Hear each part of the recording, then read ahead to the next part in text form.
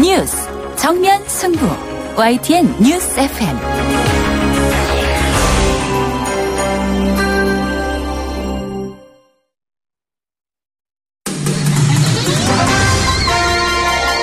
정면 스포츠.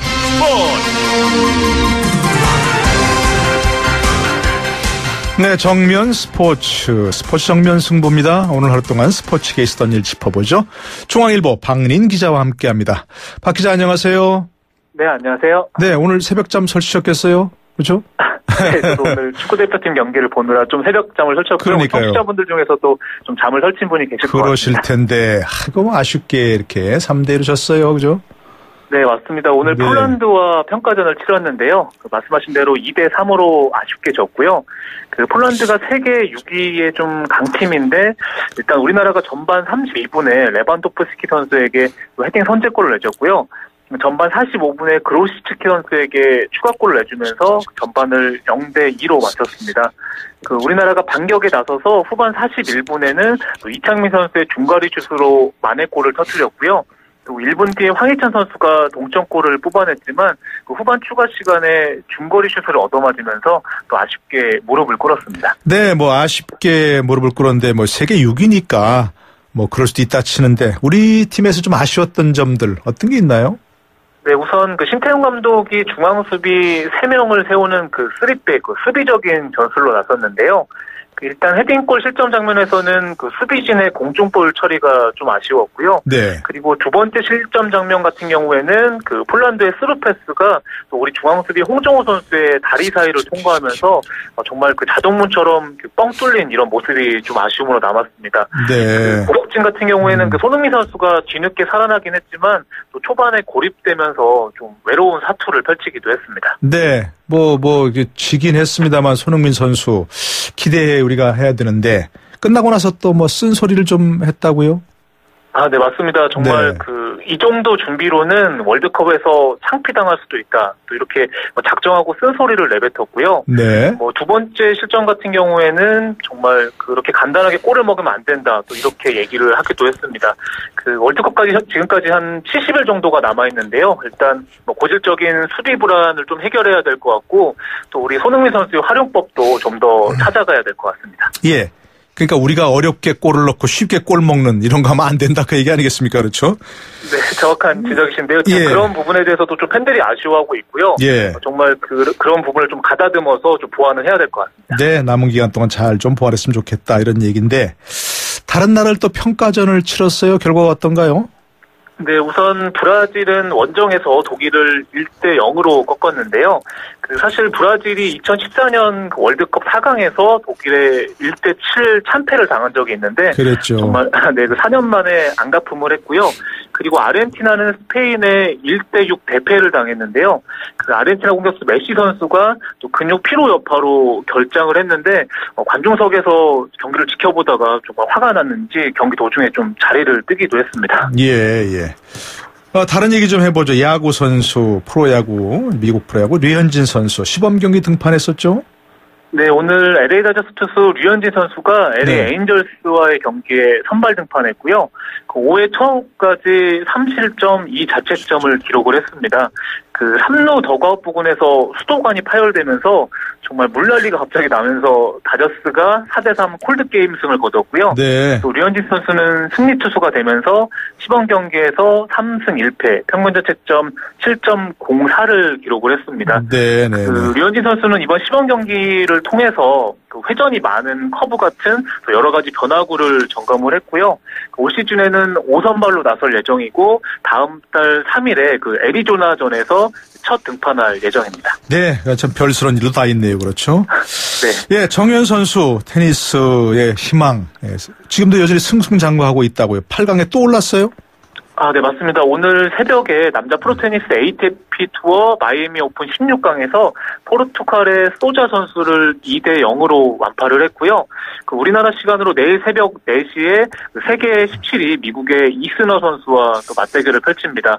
또 이 선수 키가 무려 2m 8cm로 또 전현 선수보다 20cm나 크고요. 네. 또 서브가 위력적인 선수인데 또 전현 선수가 또 이 선수를 상대로 좀 어떤 경기를 펼칠지 또 테니스 팬들의 기대가 큽니다. 네, 뭐 4강까지 또 올랐으면 좋겠다 이런 생각이 들고요. 네, 지금까지 오늘의 스포츠 소식이었습니다. 중앙일보 박린 기자였습니다. 고맙습니다. 네, 감사합니다. 네, 고맙습니다. 뉴스 정면 승부. 방송 들으시고 의견 있으신 분들은 지금 바로 샵 0945, 샵 0945. 짧은 문자 50원, 긴 문자 100원이 부과되는 휴대전화 문자 메시지를 보내주세요. 오늘 들으신 방송은 YTN 라디오 홈페이지와 뉴스 정면 승부 팟캐스트를 통해 다시 확인할 수 있습니다.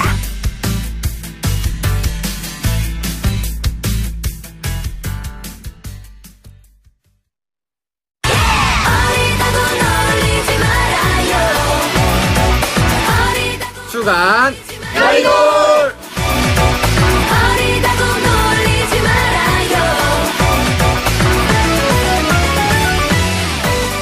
네, 매주 수요일 이 시간에 있는 코너죠. 여의도 막내들의 젊은 생각들을 들어보는 시간입니다. 정치하는 청년 주간 여의돌 시간입니다. 제가 발음을 잘못한 거 아닌 거 아시죠? 여의도 아이돌이라는 그런 약칭입니다. 오늘도 두 분 모셨습니다. 더불어민주당 전국청년위 장경태 수석 부위원장입니다. 어서 오십시오. 네, 안녕하세요. 네, 바른미래당 권성주 대변인입니다. 네, 안녕하십니까. 네, 권성주입니다. 반갑습니다. 네, 그 좀 당 얘기부터 해봤으면 참 좋겠네요. 안철수 위원장, 인재영입위원장이죠, 현재. 네, 맞습니다. 그래서 위원장이라고 지금 하는데 전 대표 그랬는데 네. 서울시장 출마 오늘 선언한다 이랬는데 오보라고요, 그게? 오보였습니다. 네. 네, 저도 오늘 깜짝 놀랐어요. 저도 아침에 오늘 최고위원회를 하고 있는데 네. 이 기사가 뜨더라고요. 그래서 어떤 생각이 들었냐면 야, 내가 대변인인데 내가 이걸 몰랐나? 이런 생각이 들면서 패싱 당했다 이런 생각이 들었습니다. 네, 근데 이게 일명 그 지라시에 의한 네. 오보였던 걸로 그렇게 됐습니다. 그건 솔직히 여러 사람 관측하기로는 그냥 시기만 오보였다 이거 아닙니까? 아니요, 뭐 저는 꼭 그렇게 생각하지는 않고요. 안 그래요? 네, 뭐 안철수 전 대표님께서 현재 네. 위원장님께서 이제 심도 있게 고민을 하고 계시는 걸로 알고 있는데 네. 저희는 이 문이 열려 있기 때문에 네. 더 훌륭한 분들도 모실 수 있다. 얼마든지 경쟁의 구도가 만들어져 있다. 그렇게 말씀드리고 싶습니다. 네. 뭐 어떤 분 뭐 10년 전에 무슨 사망 소식 내니까 10년 후에 결국 맞더라 이런 얘기인데 안 맞는 거 아닌가 모르겠습니다. 네. 근데 뭐 지켜보도록 하고요, 진짜로. 오늘이 아니다 이게인데 시기 문제를 한 점이라고 하기도 할 것 같은데 민주당 입장에서 보자면 안철수 위원장 위협적인 상대입니까? 서울시장 출마하면? 아니면 어떤 분 말처럼 3등밖에 못하다고 생각합니까? 뭐 출마는 뭐 본인의 자유시기 때문에 네. 뭐 왈가왈부할 생각은 없는데요. 어찌되건 이 자리는 왈가왈부 하란 얘기입니다. 네. 본전 생각이 많이 나실 것 같습니다. 아마. 본전 생각이 뭐예요? 이전에 이제 뭐 2011년이나 이렇게 뭐 좀 지지율이 높으실 때 했어야 되는데 이런 그때 생각을 하실 것 같고요. 네. 근데 좀 아쉬운 부분은 있습니다. 창당 이념이나 비전을 항상 제시하실 때 네. 거대 양당 구조를 타파하시고 또 제3의 길을 가겠다 이런 말씀을 많이 하셨는데요. 결국 그 3의 길이 보수로의 회귀인지는 잘 모르겠습니다. 네. 그래서 출마하면 좀 질문이 그거 아니었습니까? 혹시 민주당 입장에서는 위협적인 존재로 생각하는지 전혀 그렇게 생각하지 않습니다. 너무 좀 단정하는 거 아니에요? 네. 뭐 좀 뭐 나오시면 얼마든지 나오셨으면 좋겠네요. 너무 그래. 위협적인 존재여서 처음에 답을 못 하신 거 아닌가 싶은데. 그래요? 네. 네. 네, 근데 지금 말씀하신 거에서 근데 저는 이제 동의할 수 없는 게 네. 지금 보수의 길로 가고 있는 거 아닌가?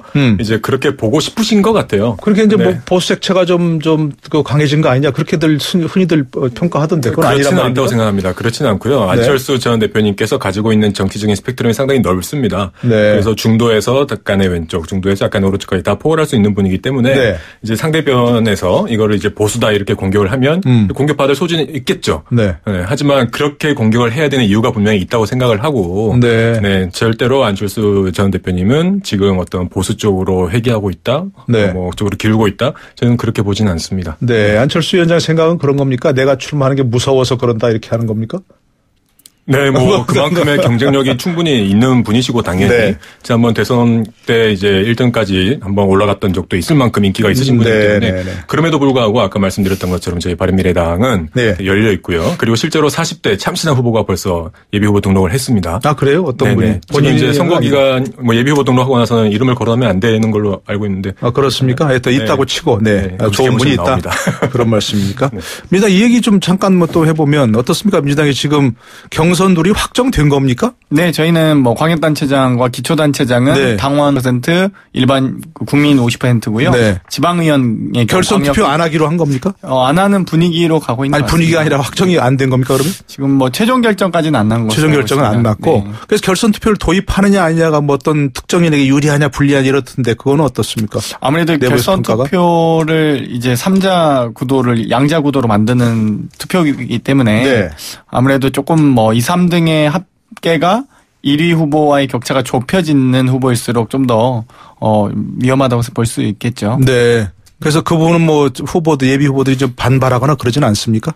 일단 당의 결정을 수용하는 것으로 모든 후보들이 다 말씀을 하고 계시기 때문에 크게 잡음 없이 결정될 것 같습니다. 그 부분은 이제 아직 확정되지는 않았다 이런 말씀이신 거고 그러나 이제 결선 투표는 안 하는 방향으로 가는 것 같다. 그런 말씀입니까? 네. 결선 투표 하면 뭐 더 흥행에 도움이 되지 않겠냐 그런 얘기도 있던데요, 그죠? 예. 어쨌든 뭐 지켜보겠습니다. 예, 하여튼 뭐 물론이죠. 저희가 지켜볼 수밖에 없는 그런 상황이니까 지켜보도록 하고요. 네, 오늘 좀 이 얘기 해보죠. 검경 수사권 조정. 이게 지금 검찰개혁 차원에서 오랫동안 얘기 나왔던 겁니다. 그렇죠? 뭐 개헌 못지않은 그런 문재인 대통령의 핵심 대선 공약인데 검사 영장 청구권 부분 이게 지금 대통령 개헌에 삭제됐다는 거죠.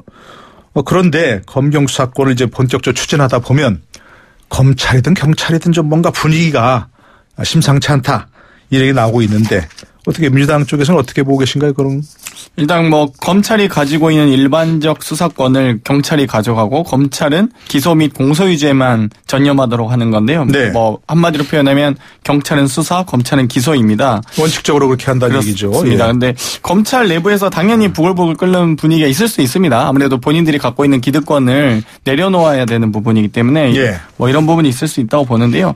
사실 이제 검경 수사권 조정에 대한 부분을 좀 더 자세하게 들여다보면 4가지 권한이 있습니다. 수사 개시권, 수사 지휘권, 그리고 수사 종결권, 영장 청구권입니다. 그런데 이 4가지에 대해서 2011년 이전까지만 해도 경찰은 자체적으로 수사를 개시할 수조차 없는 그러니까 이 4가지 권한 자체가 다 없었거든요. 검찰은 4가지 권한이 다 모두 있고요. 그런데 사실 112에 신고가 들어오면 형사들이 출동하지 않겠습니까? 형사나 경찰분들이. 그러면 신고도 99.9% 경찰이 받고 초동 수사도 98%를 경찰이 하는 상황에서 이런 상황이 수사 개시권이 없다는 이유만으로 경찰이 그동안 좀 천시받았거든요. 그래서 2011년에 이제 이 부분을 수사권 개시권이 있도록 인정해 줬던 겁니다. 그래서 현재 이제 이 지휘권과 영장 청구권을 가지고 이제 논란이 좀 있는데요. 이 부분에 대해서는 당연히 경찰이 검찰의 이제는 하부 기관이 아닙니다. 동등한 기관으로서 권력 기관이라면 충분히 수사에 임할 수 있어야 되고요. 또 필요에 따라서 영장도 청구할 수 있어야 된다고 봅니다. 이 부분에 대해서 아마 검찰이 당연히 본인들이 가진 권한을 이었기 때문에 본인들만 가진 권한이었기 때문에 당연히 반발이 있을 거라고 예상합니다. 예. 어떻습니까? 이 문제에 대해서 바른미래당 입장은 뭐고 또 권성주 대변인의 생각은 어떤 건지요? 네, 뭐 이런 문제가 아까 말씀드린 것처럼 이제 역사가 오래되었죠. 검경의 이제 그 역할 분담에 대해서 정권마다 되풀이된 얘기죠, 이게. 네, 계속 되풀이되고 있고 지금 정부가 안으로 내놓은 것이 그러지 않습니까? 이제 경찰 쪽에 수사권의 자율성을 주고 그리고 검찰 쪽에 이제 사법의 통제 역할에 집중하도록 한다. 기본적으로 이렇게 역할 분담을 시켰는데 근데 지금 아까 저희 그 장경태 수석부의장께서 얘기하신 것처럼 지금 이 논쟁이 어느 쪽에 부글부글 끓고 뭐 싸우고 하고 있는데 가장 중요한 거는 이제 국민 중심으로 이 권력이 잘 나눠져야 된다라는 거라고 생각합니다. 지금 검찰과 경찰 사이에서 어느 쪽이 어떤 권한을 가져가고 뺏고 이런 거가 지금 논쟁의 중심이 되어서는 안 되거든요. 어느 쪽에 어떤 권한이 더 가더라도 그것 때문에 국민이 피해를 받거나 그것 때문에 과용한 권력이 가서 그게 정권에 이용이 당하거나 이제 그렇지 않은 그거를 가장 중심적인 가치를 두고 이 조절이 좀 잘 되었으면 좋겠다. 그렇게 일단 생각합니다. 네, 뭐 지금 말씀하신 거 정말 다 똑같이 아마 공감할 수 있는 부분 같은데 이게 무슨 기관 간 힘겨루기 이렇게 되면 안 되는 것이고, 그죠? 국민 입장에서 봤을 때 어느 제도가 가장 좋은 제도냐. 수사도 잘 해야 되지만 인권 보호도 중요한 거니까 이런 얘기인데, 그런데 이제 청와대 그 조국 수석이 이렇게 얘기했다는 겁니다. 검경의 의견을 듣고 검경 수사권 조정에 대해서 여전히 협의 중이다 그러는데 1차 수사에서 경찰이 보다 많은 자율성을 갖고 검찰은 사법 통제 역할에 충실해야 한다. 이게 원칙이라고 하는데, 그런데 청와대가 의견 수렴을 하면서 검찰은 의견을 뺐다는 거예요. 그러니까 법무부 장관의 의견만 듣고 이랬다는 건데, 이건 어떻게 된 겁니까? 뭐 일단 아무래도 아무래도 이제 검경 수사권 조정이라든지 어찌되건 검찰은 현재 개혁 대상 아니겠습니까? 이 개혁 대상과 어찌되었건 이 논의를 한다는 것 자체가 아무래도 당연히 반발과 반대의 그런 의견을 내실 거라고 보고요. 네. 검찰에서 쏙 뺐다 이 부분은 의견 수렴은 사실 국민의 인권과 국민의 안전을 위해서 이 검찰 개혁을 하고 있는 과정인데 검찰의 의견이 중요하다 이건 좀 아닌 것 같습니다. 오히려 법학자나 법률을 정말 전공하신 분들의 의견을 잘 수렴해서 저는 부분들이 검찰 개혁이 이루어질 수 있다고 보고요. 검찰 패싱이다 저는 좀 이 부분은 잘 참 그렇습니다. 네, 안타깝게 이해가 좀 공감이 잘 안 됩니다. 혹시 뭐 국민의 관점에서 해야 된다는 건 분명한 건데, 그러면 이제 경찰에게 이제 보다 많은 수사의 자율성을 허용하자, 이게 좀 일반적인 방향일 것 같은데, 지금 또 그럼 경찰을 믿을 수 있느냐, 이런 문제도 나오는 것 같아요. 정치권에서 이 문제는 어떻게 바라보고 계세요? 경찰에게 과도한 권한이 주어졌을 경우에 아까 말씀드렸던 국민이 갖게 되는 어떤 불필요한 피해라든가 그런 것이 있을 수 있죠. 특히 지금 나오고 있는 정부의 안이라는 것이 그 수사의 우선권을 주겠다. 그러니까 먼저 수사에 착수한 쪽에게 수사의 권한을 주겠다는 안이 들어가 있습니다. 그런 게 있어 버리면 서로 경쟁을 하게 되어서 불필요한 부분까지 이제 막 수사를 남용을 하게 되는 경우가 생길 수가 있거든요. 있을 수 있겠죠. 그렇게 되면 결국에 그 피해는 국민에게 가는 것이고. 근데 경찰에게 권한이 가면 이제 여러 가지 피해가 우려된다고 했는데, 기본적으로 저희가 봐야 되는 것이 왜 이제 지금까지 제왕적 검찰제가 있었느냐. 정말 세계의 유례를 볼 수 없는 모든 권한을 다 가지고 있거든요. 수사권, 기소권, 뭐 영장 청구권, 형집행권 이런 것이 검찰에 다 가 있습니다. 네, 근데 그랬던 이유가 있는 거죠. 원래 검찰이 이제 초엘리트 사회였지 않습니까? 그리고 이제 경찰을 조금 밑으로 봤었죠. 근데 지금은 경찰이 수준이 많이 올라왔고 경찰에도 정말 에이트주가 있기 때문에 이제 경찰과 권력을 권한을 분산시킬 수 있는 그런 시대가 왔다라고 생각을 합니다. 근데 이게 뭐 좀 어떻게 자유한국당 입장을 좀 들어봤으면 좋겠는데, 자유한국당 경찰이 지금 한창 아직 갈등 중입니다. 그렇죠? 아시는 얘기입니다만. 장제원 대변인이 오늘 사과를 하긴 했던데, 그런데 이게 자유한국당이 경찰에다가 수사권 독립을 주려고 했는데 안 되겠다. 또 이제 다시 생각하겠다. 이렇게 얘기하는 것은 좀 어떻게 보세요? 협박하고 있는 거죠. 그러니까 장경태 위원장 어찌되고 오늘 경찰 사랑한다고 하지 않으셨습니까? 그러니까 그래서 사랑하는 분들한테 그런 말 하면 안 되는데. 그죠? 아마 이제 좀 조정이 이루어질 것 같은데요. 어찌되건 검찰에서 영장 청구권만큼은 좀 이제 유지를 해달라는 의견이 좀 강한 것 같고요. 이 부분에 대해서 법무부 장관께서도 상당히 수용하고 심사숙고를 하고 계신 걸로 알고 있습니다. 그래서 수사는 어찌됐건 수사지휘권은 경찰에게 주더라도 영장 청구권만큼은 또 좀 검찰의 의견을 수용하는 정도로 합의되지 않을까 이렇게 예상하고 있습니다. 그런데 정치권에서 이 문제를 가지고 원칙이 아니라 조금 미운 것 같으면 안 준다 그러다가, 그럼 잘하는 것 같으면 준다 그러다가, 이렇게 하는 건 사실은 좀 엄청나게 문제가 있죠. 그걸로 이제 어떤 협박의 수단으로 삼고 있는 것 같은데, 아까 말씀하셨던 그 장제원 수석 대변인의 논평, 이거는 정말 문제가 많습니다. 이게 그냥 일반인의 어떤 뒷골목에서 하는 그런 얘기가 아니지 않습니까? 수석 대변인이었기 때문에 이게 문제가 된 소지도 있습니다. 수석 대변인의 그것도 공식적인 논평에서 대한민국 민중의 지팡이를 미친 개라고 얘기를 해버리는 거는 분명히 문제가 있습니다. 하지만 짚고 넘어가야 될 부분도 분명히 있는 것 같습니다. 경찰에서 분명히 의혹의 소지가 있기는 해요. 그렇죠? 이 후보가 전력공천 된 날에 그걸 압수수색을 했고, 작년에 이제 그 여당 후보를 두 번이나 그 경찰청장이 만나셨고, 의혹의 소지는 있으나, 근데 지금 자유한국당이 너무나 안 돌아가기 때문에 수석 대변인이 말을 너무 격하게 해버린 것 같아요. 그건 분명히 잘못된 것 같아요. 그 부분에 대해서는 저희가 여러 측면에서 얘기를 들어봤다는 말씀 드리고요. 뉴스 정면 승부 정치하는 청년 주간 여의 돌. 더불어민주당 전국청년의 장경태 수석부위원장, 바른미래당 권성주 대변인 함께하고 있는데요. 잠시 후 4부에서 이어가겠습니다.